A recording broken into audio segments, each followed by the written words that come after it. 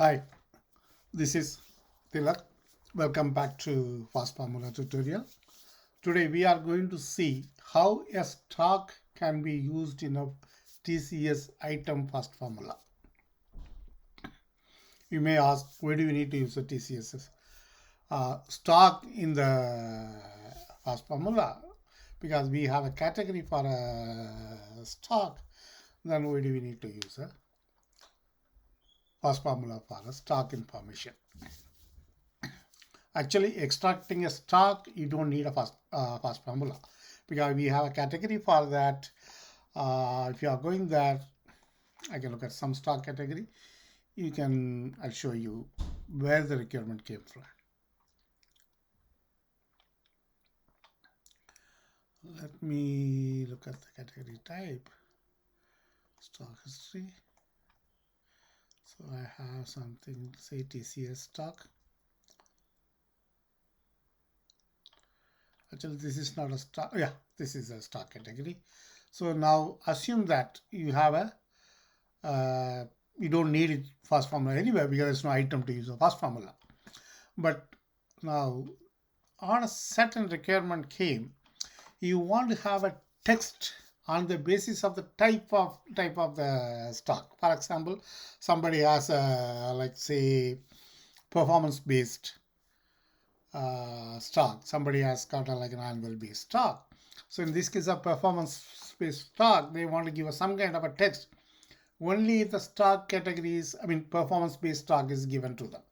Some category type. Like, there's one other type here. If you are looking at here, the type is here. On the basis like, the RSU or PSU, whatever, like, also assume that if you have a PSU, then only they want to give us certain things. Now what happened? We don't have an item on the basis of a stock. So how do we validate? Okay, we know that we can use a kind of a conditional field over here to like you can create a kind of a say some kind of conditional text here to give a conditionally a display text. But since we don't have a stock in the item, we cannot do that. So in this place, you can use a fast formula. Now how we are going to use it, that's all we are going to see that. Now let me go to the fast formula screen. I already created one. I tested everything. Just I explain you what I did. That would be like easier rather than me like doing it again the whole thing. Or I can create a one more item uh, on the basis of a stock also. Sorry, fast formula. Okay, I'm going to fast formula. I created on the in my name. Select. Okay. Now, okay. This is why this is. Let me go back. It was compiled last time. I see that.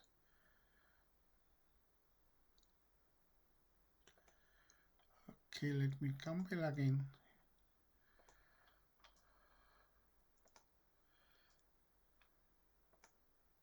Okay, it is working fine. Now I'll explain you what I'm doing here. Or okay, what I do here is I'll create a one more. That would have been easier. So I can so the whole thing I can replicate whatever I did that. I can create one. Okay, I'm creating a one item. Okay, I say Tilak. Just got okay. Tilak 2 TCS item stock. Okay, the type is T, so I'll come to total.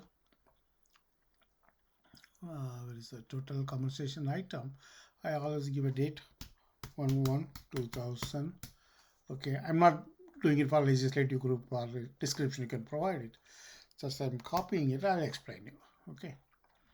Now forget this is whatever is explained that whatever is doing here. Now I'm using a default data item value for CMB assignment range salary change amount. This is you don't need that. Okay, ignore that part.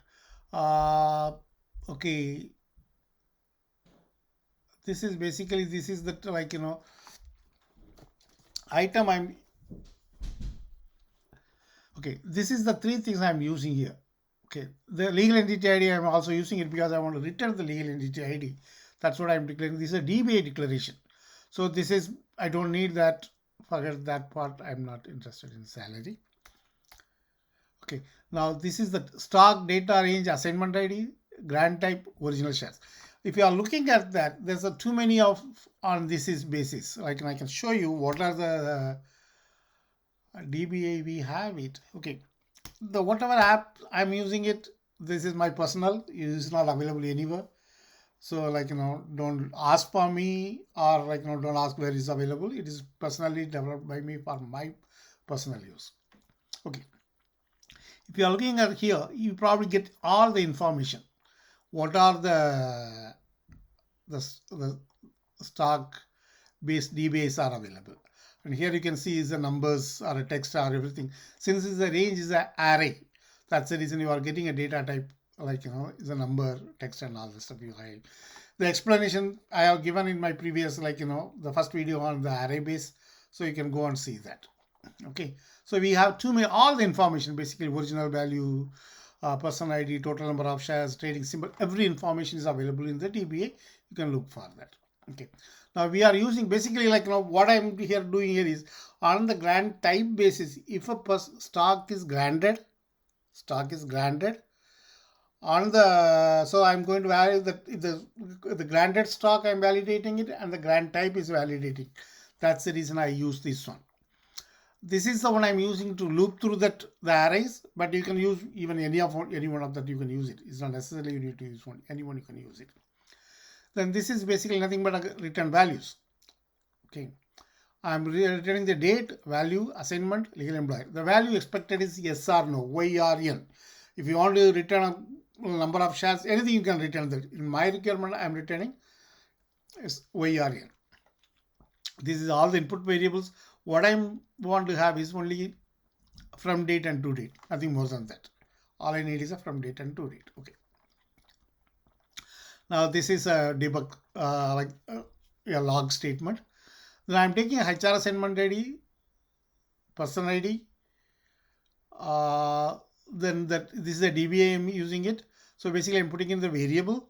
Then I'm also printing the variable. I'm logging the variable. So the debug tells me that, like, whenever I go to the log, I know what I'm getting it out of it. Then I am also getting a start date and end date. Okay, why I'm doing all these things? The thing is, these are the basically, if you are looking at the assignment ID, person ID, start date, end date, these are the context. So I'm making sure the contexts are, I'm using it explicitly. Actually, you don't have to do that. When you are using the DBA automatically, like, the contexts are set, but I'm making sure explicitly before I'm using the DBA, but it's up to you. That is my style of working. But when you are using the DBA automatically, they are, like, initialized. So I'm also kind of logging start date, end date. So now if we are going back to this one, if you are looking at this one, what is the context, like, used here? Start date, end date basically is the date range, the range one. So you need a start date, range, and a particular assignment ID, person ID, and the assignment ID. If the assignment ID is not there, you probably use the person ID. So basically the assignment ID and the person ID, for a person ID, for the assignment, the start date, end date, all the stock will be returned through these DBAs. Okay. So, okay, now that is okay. This is the return variable. I'm initializing with something like, the end date. This is the only thing is going to change because assignment is there, legal employer is there, everything is there. Now what I'm doing here is, if you are looking at that, I'm taking the first array index of the DBA, array DBA. Then I'm going through that, looping through that. If you are coming here, so basically I'm taking the next, basically I'm going through that every array rows. That is what I'm doing here. So I'm taking the grant type. The type I'm taking to a variable, number of shares I'm taking to a variable. Then I'm also basically logging that. I'm taking the type is ISO. Assume I'm changing something like RSO, something like that. Or I put something ABC. Anything, whatever type, that. The shares are there.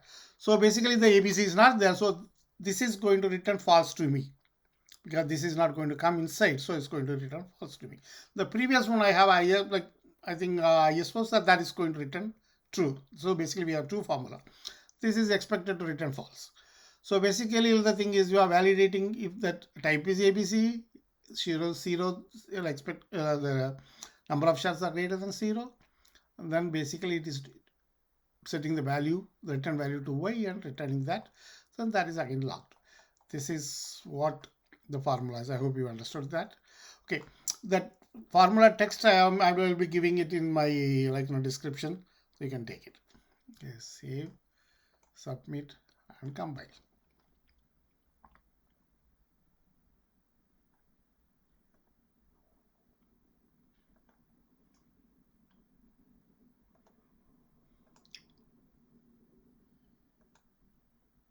It's compiled.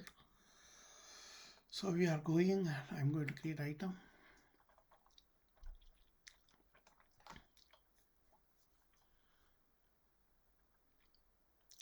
So let me have a fast formula.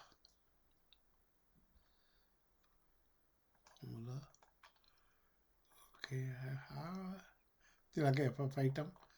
So I create a one called Tilak 2 FF item.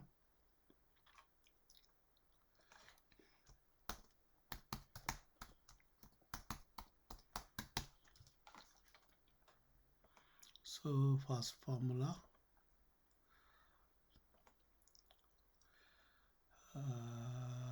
Say that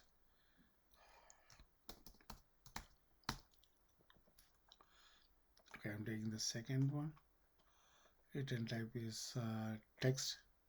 Okay, I'm saving that. Okay, I can test the fast formula through yes R1. I'm taking 23 Chabi Pinley. I'm validating it. We expected no because there's nothing called ABC. So if you go here, you can look at the log. So that is going inside the assignment that is there, person ID is there, start date is say 23, that is what the period is. Then if you are looking at the second line, then end date is also the same thing. First index shares 25 ISO is returned. Okay. So basically there's only one row is returned, so leaving a fast formula. This is what happening here. So within the period, the person has got only one. Okay, 23, there's only one stock there, that's what returned that. Okay, that's it for me. Okay, now I'm saving it. Okay, now what I do that. Okay, I come to category. Okay, now let me go to the category. Not sorry, I'm going to the statement. SR stock edit. Okay, already I have a testing for the previous formula, so I'm going to create that. It says if ISO conditions, so text for ABC condition. Okay, so here it is basically says if you are returning Y, here I'm going to say returning no. Okay, I'm making the negative as a positive in this case. I'm going to the field. So do I have anything, Tilak? So this is okay, Tilak. So I'm creating a conditional item. Say Tilak to stock ABC if. Okay. So here I'm putting a Tilak.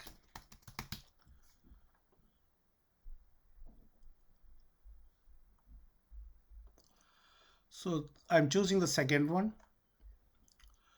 Okay, item value is the most recent. Okay, yeah, equal. I'm telling n. Okay, don't put a quote because that is taken care automatically. Okay, add a conditions. So validate. Okay, save and close.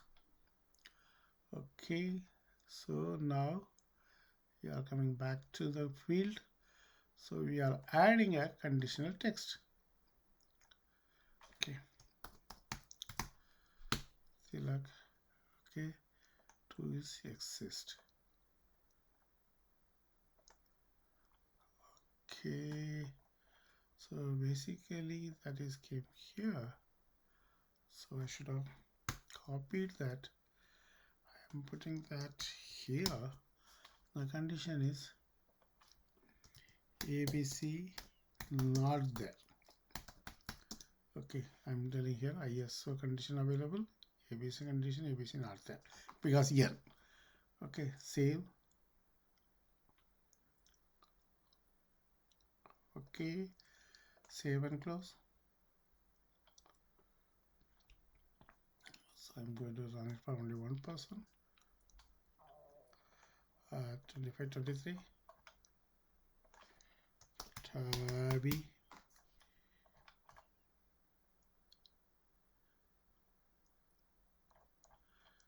submit. No. Okay, so refresh.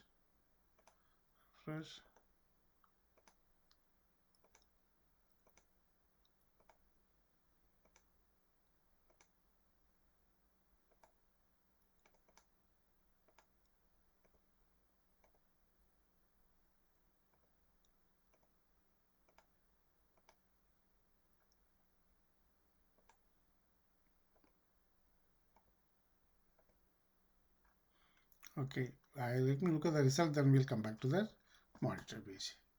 Detail.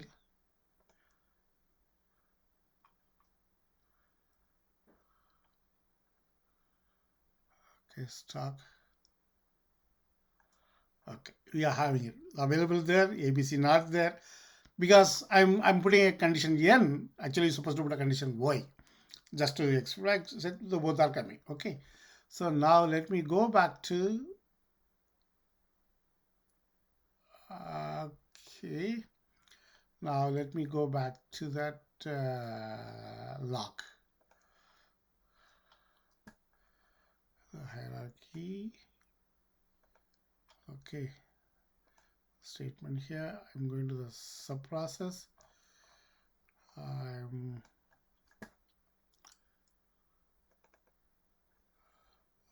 bringing this one. Now the first one is basically assignment is here, L is here, first index is 1, share ISO, leaving formula Y. Okay, when you are coming here, if you are leaving the first index, like type is ISO, the leaving CN, because because here we are the second one we are validating ABC, but the type is ISO, so it is returning AN. Okay, this is what it is. I when I upload, I'll give you a formula text so you can use it. Okay, this is a sample. You have to test it all your condition. Here there's a one limitation in this logic. The limitation is basically here I'm validating for only one assignment, whatever the default assignment which is coming this way. That is what I'm validating. In this case, if we have more than one assignment per employee, or both assignment the stock is given, or you have a transfer, you have more than one employer and both employer has a stock, so this may not work. So then you have to basically change it. If there is such a condition, you can ask me. I can try to improve the formula. It's a simple formula. If you think you have more than one employer, you don't know how to handle that, you can make a request. I can make one more video on that. Till that, bye. See you till I make one more video.